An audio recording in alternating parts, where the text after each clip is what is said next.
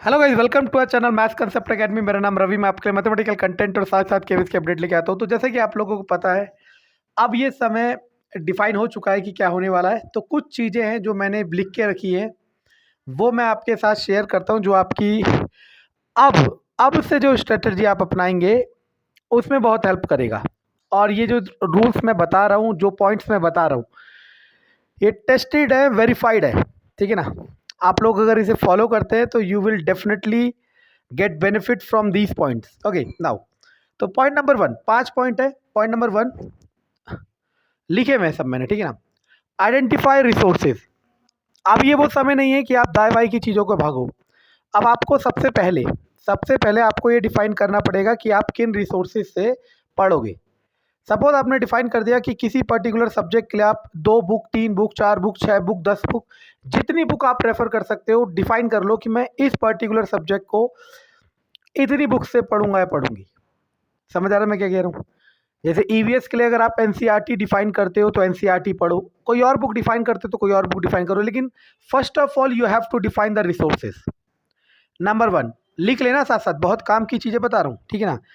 Commercialise market में ये सब नहीं मिलेगा, ठीक है ना। दूसरा, हम जो सबसे बड़ी गलती करते हैं, पॉइंट नंबर टू, जो सबसे बड़ी गलती करते हैं और वो गलती बहुत ही कॉमन होती है और बहुत क्या कहते हैं, कॉमन कह लो या फिर सभी से हो जाती है, ठीक है। हमसे भी शुरुआती दौर में हुई थी। Number two, that is don't join test series so early. अभी मान लो अभी आपकी प्रिपरेशन 30-40% के फेज में चल रही है और आपको तुरंत इसी समय टेस्ट सीरीज ज्वाइन नहीं करना चाहिए। टेस्ट सीरीज जब ज्वाइन करना चाहिए जब आपका सिलेबस एटलीस्ट 60-70% और 100% कंप्लीट हो चुका हो। क्योंकि होगा क्या, देखो, टेस्ट सीरीज क्या होती है आपको पता है। मानो मैंने टेस्ट सीरीज बनाई तो वो मेरे पॉइंट ऑफ व्यू से देखेगा सब्जेक्ट को। और ऐसा तो नहीं है मेरा पॉइंट ऑफ व्यू ही सब कुछ है, नहीं। क्योंकि जब आप, कई बच्चे ऐसे करते हैं, ये बहुत कॉमन गलती है, वो क्या करते हैं कि वो टेस्ट सीरीज शुरू से ही ज्वाइन कर लेते हैं और टेस्ट सीरीज के क्वेश्चन के हिसाब से अपना कंटेंट तैयार करते हैं, जो कि एक सबसे गलत तरीका है। टेस्ट सीरीज आपको जज करने का तरीका है, ना कि आपके लिए कंटेंट क्रिएट करने का तरीका है, ठीक है ना। ये वाला पॉइंट याद रखना, पॉइंट नंबर टू। तो जैसे ही आपका 60-70% और 100% सिलेबस हो जाए, तब आप डेली 2 टेस्ट दो, 3 टेस्ट दो, 10 टेस्ट दो, 100 टेस्ट दो, वो फ्रूटफुल होगा।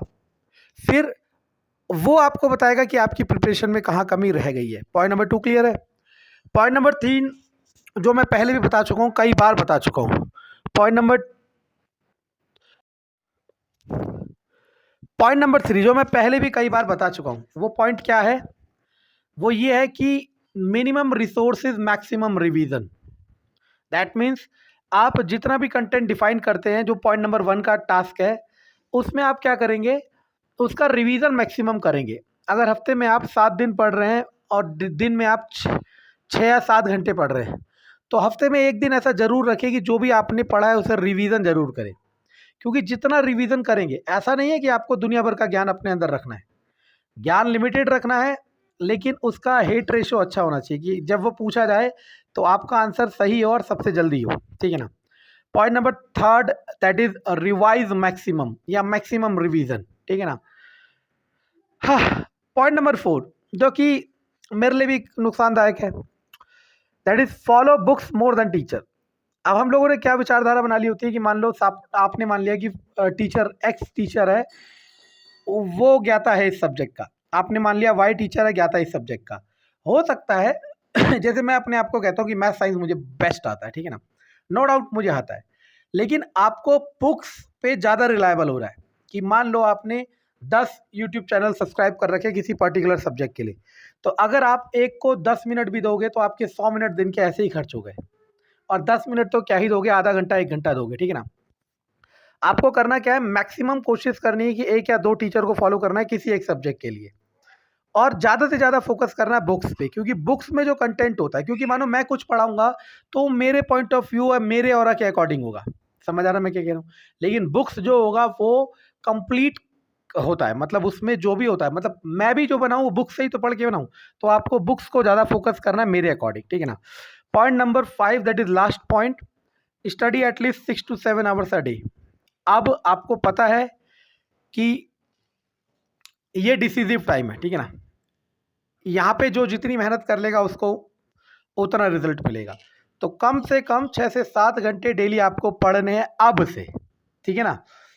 तो कैसे मैनेज करोगे वो आपका टेंशन है, ठीक है ना, क्योंकि नहीं करोगे तो ऐसा तो नहीं है कि आपके ना करने से रुक रहा है कुछ, आप नहीं करोगे कोई और मैनेज कर रहा है, ठीक है। और ऐसा बिल्कुल भी नहीं है कि हर किसी को 6 से 7 घंटे मैनेज करना है, वो डिपेंड करता है कि आपका दिमाग किस लेवल पे काम कर रहा है। फॉर एग्जांपल कोई चीज़ अगर मैं मैथ्स रिवाइज करूंगा पढ़ूंगा तो मैं 15 मिनट पढ़ूंगा दिन के, और हो सकता है कोई वीक बच्चा पढ़े तो 2 घंटा पढ़े। इसी तरीके से अगर मुझे एसएसटी पढ़ाओगे तो मैं 10 घंटे पढ़ूंगा दिन के, और कोई अच्छा बच्चा हो सकता है आधा घंटा पढ़े, तो बराबर हो जाएगा, ठीक है ना। ऐसा कुछ नहीं, आपको सब्जेक्ट के हिसाब से डिफाइन करना है सब कुछ। लेकिन ये 5 point: number 1, identify resources; number 2, don't join test series so early; number 3, maximum revision; number 4, follow books more than teachers, ये याद रखना; and number 5, that is study at least 6 to 7 hours a day. क्योंकि ये कुछ दिन ही तो है, कुछ दिन कुछ महीने, ये आप लाइफ टाइम डिसाइड करने के लिए कोशिश कर रहे हो, लाइफ टाइम का सेटलमेंट करना चाह रहे हो ना। तो इन कुछ दिन कुछ महीने सब चीज़ भूल जाओ, अपना मोबाइल भूल जाओ, अपना सोशल मीडिया भूल जाओ, हो सकता है तो कहीं जाना वाना भी भूल जाओ, लेकिन ये 6 से 7 घंटे आपको देने ही पड़ेंगे। समझ आ रहा है मैं क्या कह रहा हूँ। और इसका मतलब ये बिल्कुल भी नहीं होता कि मान लो किसी दिन आप अगर नहीं पढ़ पाए एक दिन तो वो खराब हो जाएगा, नहीं, ऐसा कुछ नहीं है। एक दिन ना पढ़ने से भी कुछ नहीं होता, और एक दिन ही पढ़ने से भी कुछ नहीं होता। समझ आ रहा है मैं कह रहा हूँ।